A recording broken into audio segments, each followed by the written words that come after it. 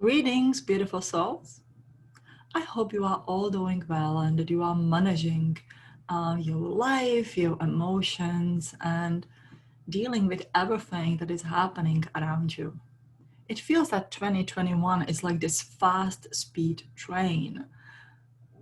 It was just a Christmas and it's already spring. That tomorrow is the spring equinox, which is really exciting because I love spring. I love that feeling of that new life and the rebirth and that that that time when you have a chance to raise in your own rebirthing energy, in your own setting up the goals for this year and really planting them and nourishing them and manifesting them through the year, through the events of the year. So I know that now we're all dealing with a lot of anxiety and frustration, and you feel like that ego's energy is attacking you, and soul energy may feel very victimized and feel like trapped in the cage that you cannot do things that you would like to do. Now, I think that we now need to really address our ego energy. That is very important. Now, you know that your beautiful mind that you have has another counterpart of it, which would be your human ego, or in the soul healing, what we call it, an animal ego. It's just a component of the earthly and the animal energy that we needed to have to survive on the earth. Now, your ego was created somewhere in the time of the ancient Atlantis, where the alien species have used the genetic modifications of their body and created this energetic component or the side effect of their project. Now, this side effect, ego, always tries to keep you safe and secure because that was the job of it. That was what was that original energy that was co-created. Energy that help us to survive on the earth, energy that will help us to supply us with the feeling of awareness and knowing of the safety and the security. Of course, over the time, your ego has grew, has modified, has been big and overpowering, but also has been very tiny little and victimized. So, you know, your ego can be only two things. It can be big and overpowering like a bully, or it can be a little tiny and victimized and, you know, make you feel really, really miserable. And at the time of the now, this is a good time to look at it. What kind of the ego do you have? Do you have a victimized ego, or you have an ego that feels like the bully and just want to blame everybody and be angry and upset and loud? Now, why? We are moving in this year of the transformation. We are moving in the transformation of our personal self, but also as our human species, because that's what we are today. We're living in the human body. We are the human species. You may be the beautiful extraterrestrial being living in the body, but we all live in this human body. You have to trick them a little bit. I believe that our body is at a time of another transformation, this opportunity for another transformation.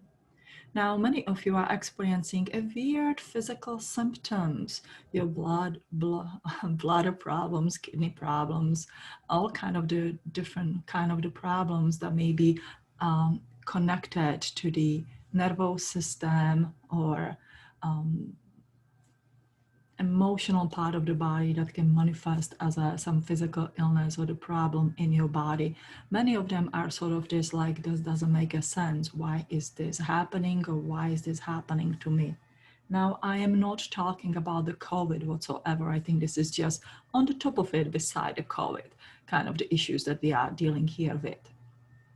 Whenever we are at a time of an increase or possible opportunity of the increase to jump into the higher dimensional energy, let's say be able to hold a fifth dimensional energy fully and consciously within the physical body, your physical body has to adjust to this energy. It's like, you know, you're suddenly gonna be plugging to the high voltage outlet and your appliances are not equipped to be in that high voltage outlet that will fry up the system, will break out the system, and you have to repair it. Either you have to buy the new appliances, or you have to refurbish your appliance to be able to be plugged to that higher outlet. Now, this is just a metaphorical kind of the explanation, but the same goes to your body. Whenever we will call your body a temple, car, computer, some kind of the appliance. I can come up with a whole lot of funny kind of the example, but I'm not gonna go there. That's why I'm kind of laughing in my head right now. Your body needs to connect to that spiritual energy, or wants to reconnect to that spiritual energy. That means it wants to connect to that higher outlet, because you've been working for this, some of you for the years. You started, some of you long before 2012, some of you awakened around 2012, some of you awakened a little bit later. But now in the December 21st, on the 2020, on the winter solstice, the energy fully open and it's blast. Because many of us believe that was the end of that Mayan prophecy. That was when these windows of the infinite possibilities have opened full and wide, and says, walk, go there, create, manifest the future, not only for yourself, but also for everybody on the earth. That will be the best and highest possible. How about you get an opportunity to create a heaven on earth? Now, I don't talk about this opportunity that you just are done and gonna go ascend. This is the opportunity for us to create a heaven on earth. And it doesn't matter if you're staying only for this lifetime, or if you're gonna stay for the, I don't know how many lifetimes. I mean, there's a choice by each lifetime, right? But since we each have some time to go ahead of us, I think that if you are in this energy, it could be a lovely task to help to co-create this heaven on earth. So our children, our grandchildren, our great-grandchildren wake up in the morning, see the blue sky, see the sun, see the beautiful blossoming trees in the spring, and says, okay, I'm glad to be alive. This is not such a bad place to be. I can enjoy my time here while I am here. So I think that's why we are doing it now. We're gonna backtrack a little bit here. So every time you get that opportunity to be plugged to the higher outlet, to be in that higher dimension, you have to learn how to hold it back within your body. Now, I would say for the past few years, there has been that big separation in the spirituality and the physical body.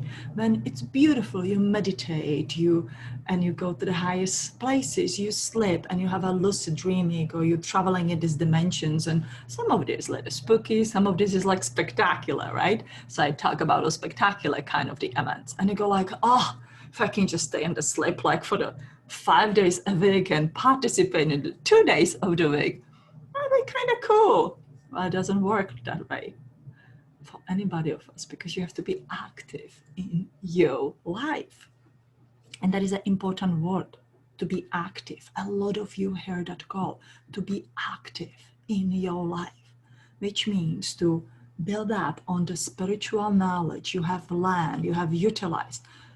All of you who watch my videos, guys, you had so many, you read so many books, you joined so many study courses, you joined so many, events, and maybe you went on all this spiritual journey, sat with the shamans in the Peru and the jungle, and you have tremendous spiritual knowledge. And now it's come to the time when we need to bring that knowledge in the body and we create with it. Now, what happened to us? Since very easy, so it's like, yep, I'm ready for it. I'm ready to bring that knowledge in the body, and I'm ready to co-create with it. Well, what happened is, and this is why I talk about the ego, your ego is going to have a hiccup.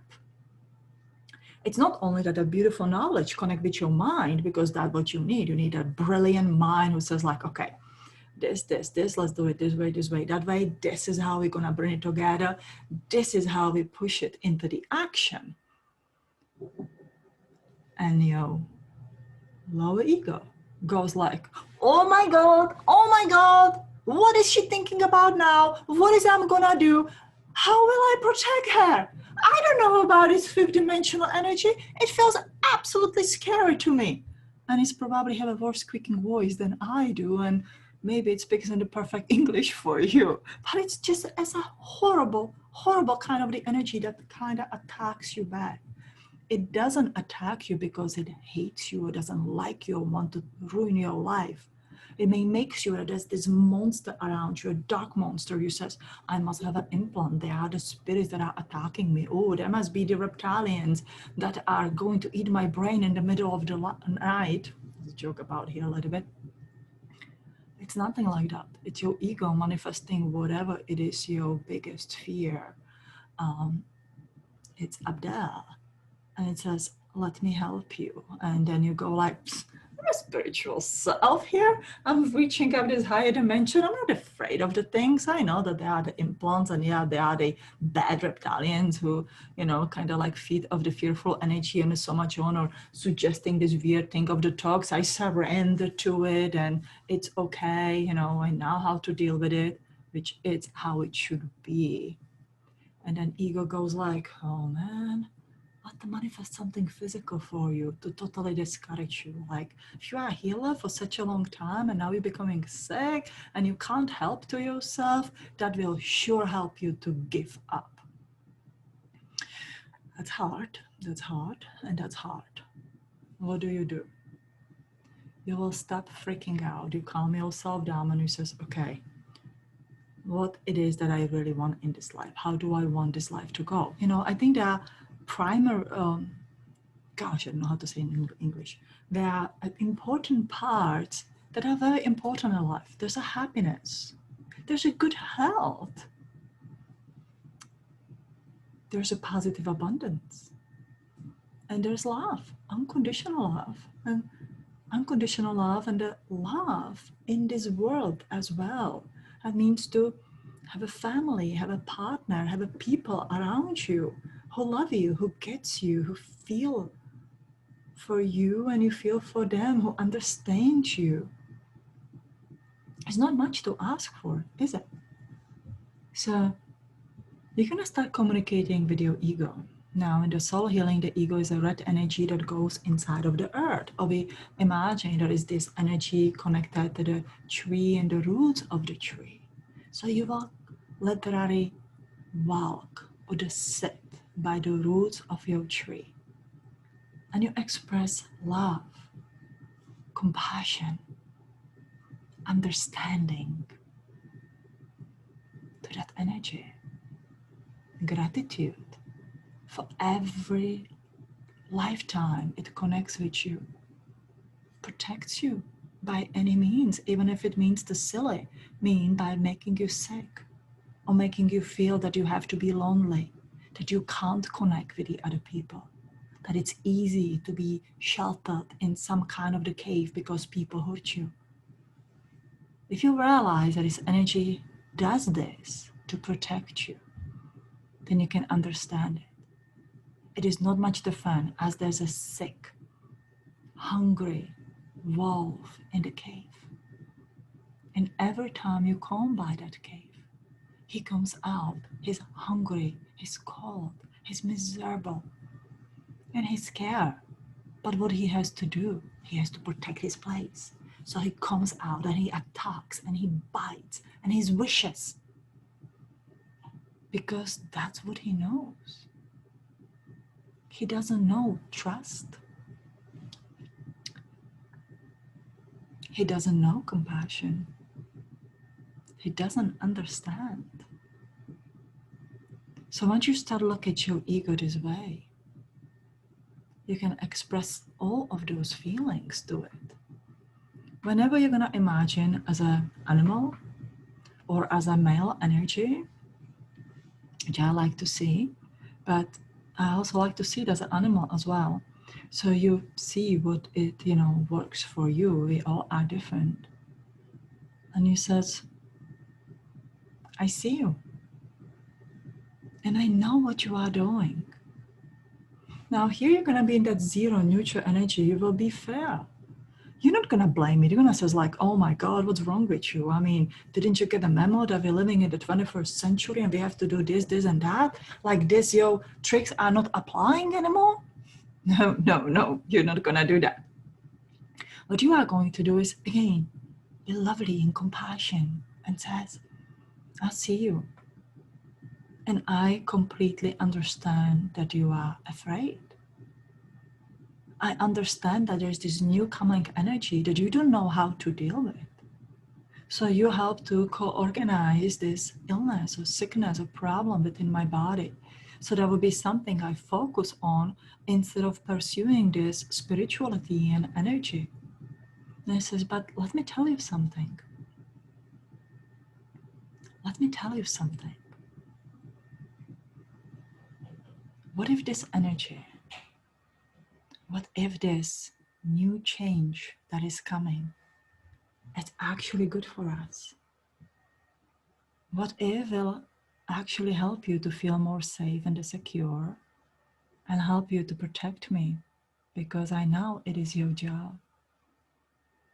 What if this energy will help you to become super smart, to help you to connect with that another part of you? You know, there's another part of you.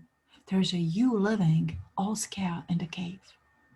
And there is you living in the most fabulous space.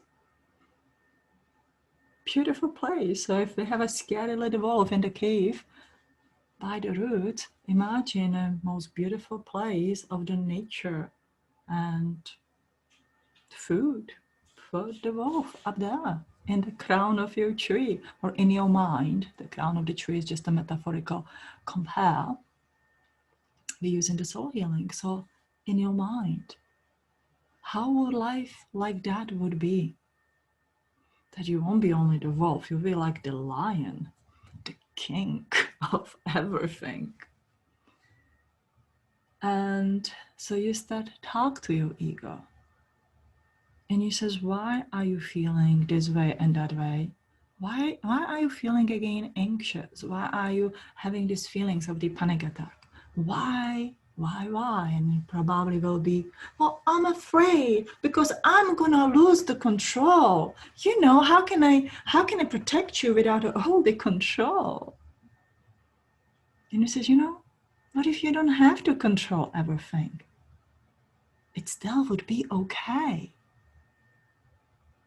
He says, would you like to meet Soul?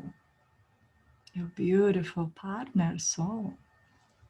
So here you bring the soul energy because ego most likely 99% will agree to it. So whenever it's just the beautiful woman that meet with a man, or it will be a female wolf that comes with a male wolf, that can make a beautiful pack and a family. You bring that energy in. And he says, you know, there can be a guidance on this journey. We can do this spirituality with a being in the physical body to feel safe and actually know what to thrive. What I would feel that you don't ever have to live as this wolf who's always afraid of. How it would feel to have this family that you grow or life that you grow and feel happy. To have a healthy body so you don't have to struggle all the time. To have a positive abundance. So, you know, to devolve the positive abundance is that there's enough to food, that there's a shelter to sleep, and I would say the companion, because I would not like to be a lonely wolf. It's kind of lonely, right? And love, compassion, that sharing, the purpose that you have.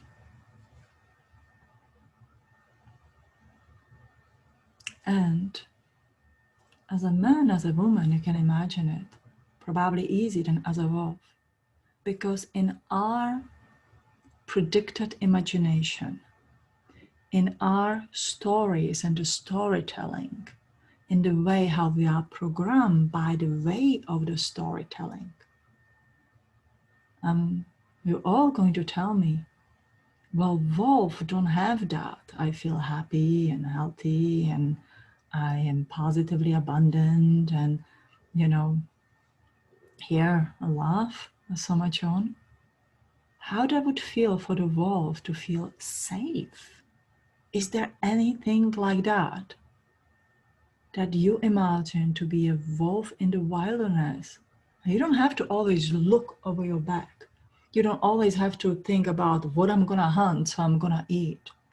You can just spread in the sunlight, close your eyes, and sleep. Or think about any feral animals. Like we have a feral cat, and it's really sad that they have only these little tiny moments when they feel safe. And you can feel that from them, feel safe. That they can close their eyes. They don't have to look over their back. That there's a tiny moment of the safety and security. And that is what you need to recreate for your ego. That is your job. That is your homework. That is actually how you will anchor your 5-dimensional energy in your body, because your soul is right on this journey. It's like ready, but your ego is having the hard time. So instead of going through this, I don't know how many gazillion illnesses and the problems, you will sit with that ego and you say, okay, let's do it differently. Let's practice feeling safe and secure. And we do live in a times when it's very difficult and hard, because you don't know, you're gonna get sick from the COVID. Are you gonna get sick from the vaccine? Are you gonna get sick from this? Are you gonna get sick from that? Like, we don't know. And I don't say that the one or the other is wrong. I mean, you read the news and it's all the fear factor. So you literally have to be afraid of everything. And should we live like that? Don't you think that there is something that helps to co-create this kind of the feeling that you are more anxious, that you are more stressed out, that even though if everything goes good in your life, you feel that like, oh my God, something's going to happen. Something's going to happen. I know something's going to happen. So your ego says, well, let's make something happen. Let's make you sick a little bit or something, with something to tell you that you would never predict. No. It doesn't have to be like that. Same like we do not have a story of the happy wolf, or forgive me, at least I don't know any, and I read a lot of fairy tales. I grew up on the fairy tales, but I don't know the story of the happy wolf. We have a Little Red Riding Hood, right? And the bad wolf who just wants to always have a better life, but in a wrong way. So how about we rewrite the story of the Little Red Riding Hood? How about the Little Red Riding Hood, which represents the soul, and the big bad wolf who comes there through the forest and try to just manipulate her, that she takes a little bit longer to collect those flowers that the grandma would love so much. And in the meantime, runs to the house, pretend to be Little Red Riding Hood, eats the grandma, right, and lies there in the bed, pretend to be grandma. So that will be your ego. So let's rewrite the story. When he comes there and he try, to manipulate a Little Red Riding Hood, but Little Red Riding Hood is smart and she understands. And she looks at the wolf and she says, Wolf, I know that you are lying to me right now. I know you want me to pick those flowers because that's going to give you a time to run in my grandmother's house, eat her, pretend to be to her so you can eat my goodies and hopefully me as well. And unfortunately, I also know that this doesn't have a good happy ending for you. It does have a good happy ending for me, but you are the one who's gonna lose. And the wolf can be there like that, looking at her and saying like, oh my God, she just got me to say the lie. Should I eat her right now and just, end it here? Should I run away? Should I try somewhere else? Like it goes into the panic, and it panics and it panics and it panics. And based on the panic and not feeling safe, secure, it's going to pick out some kind of the action that's not going to be good for anybody. And so Little Red Riding Hood can look at the wolf and says, it's okay, wolf. I understand that you are scared and you are afraid and you always feel that you have to chase that next meal so you are not hungry because it doesn't feel good to be hungry. How about, my wolf, I will invite you for the lunch. You don't have to trick anybody. There's enough food for all of us. For you, for me, for grandmother, and for the woodcutter as well. And imagine that in the fairy tale, everything is possible, right? We know that. That the wolf says, really? You would do that? You're not afraid of me? Like, look at my teeth, look at my claws, look how big and ugly I have. And you know what?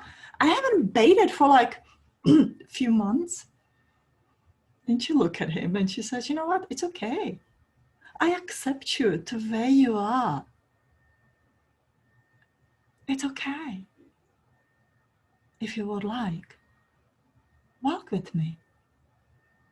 Tell me about your life and your struggles.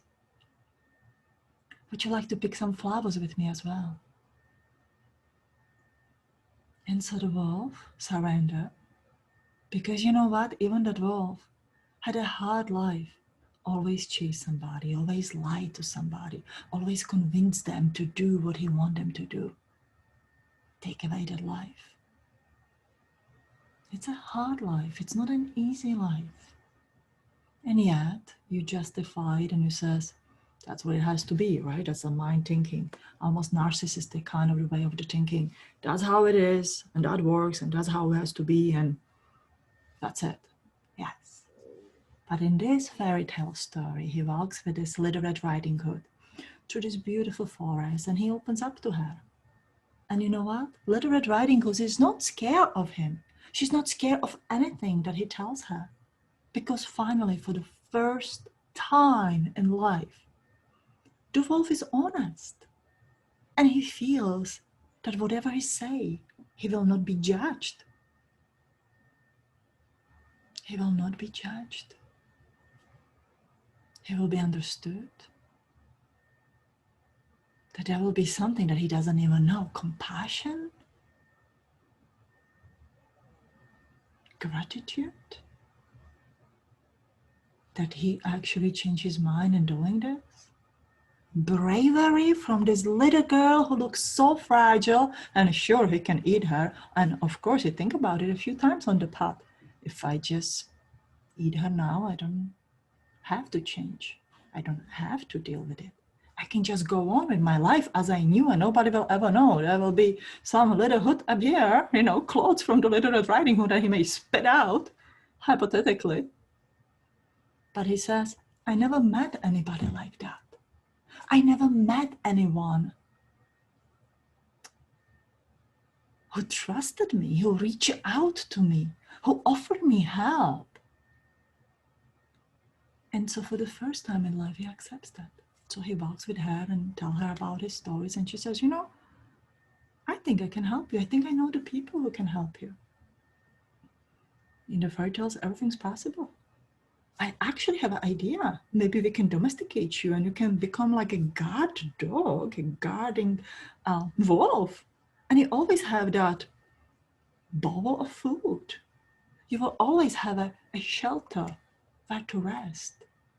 When there's a storm and it's raining, you will have a place where to sleep. You don't have to do those things anymore. You will be safe. And so when she knocks on the door, the grandmother opened the door and she goes, Little Red Riding Hood, who did you bring in? And they already know that the Little Red Riding Hood is always a little different than the other children, right? Same like us Darcys are very different than the others. She says, Grandma, this is my new friend, Mr. Wolf. I would like you to meet him. And I would like to set up another tea set for the Mr. Wolf and another plate for the cake that he's going to have with us. Because Mr. Wolf decided to change. And what kind of the people we would be, what kind of the beings, what kind of the family we would be if we don't extend our hand to him. So Grandma says, I know that the act of the kindness goes a long way. So let's do that. So they invited the wolf in And because behind the fairy tales, and all fairy tales have a happy ending, there won't be any weird happening. They start talk and communicate, and they comes to, the woodcutter kind of look through the window, and that story when he goes to save grandma, and a little Red Riding Hood, and he knocks on the door and he says, "Oh my God, woman, what's wrong with you? Didn't you realize that the wolf is sitting with you by the table? Let's just hush him out." And we come with his axe or the gun or something, try to scare the wolf. And the wolf goes like, "Oh my God, here it comes. I made a mistake. I totally shouldn't trust that girl and the grandma. And oh man, the cake tasted really good, but I shouldn't trust them whatsoever." And the grandma says, "Mr. Woodcutter, calm down. It's okay. Don't you see that the Mr. Wolf is behaving well? Don't you think that everybody deserves a second chance? Remember when you had a problem? And I'll help you out." And he goes, okay. I'll calm down. And she says, "Why we don't set up another place with a tea set and a plate? Would you like to have a cup of tea and piece of cake with us?" And Mr. Woodcutter walks in, look at the wolf, kind of like he doesn't trust him that much, but he says, okay. And so they all sit down and they talk. And suddenly they talk about their problems. And we know that the Little Red Riding Hood is not this little 8 or 10 years old girl, but she's a grown-up woman. So she can talk about the adult problems. And they all realize that they all have challenges in life. They just deal with them differently. And that's gonna help Mr. Wolf to learn to deal with his challenges differently. And so they offer him this place to guard the house. And let's say they have all these sheep around that he's gonna be watching. So he's gonna become a watch sheepdog, sheep wolf, the wolf in the sheepskin, right? But he's gonna be a good one.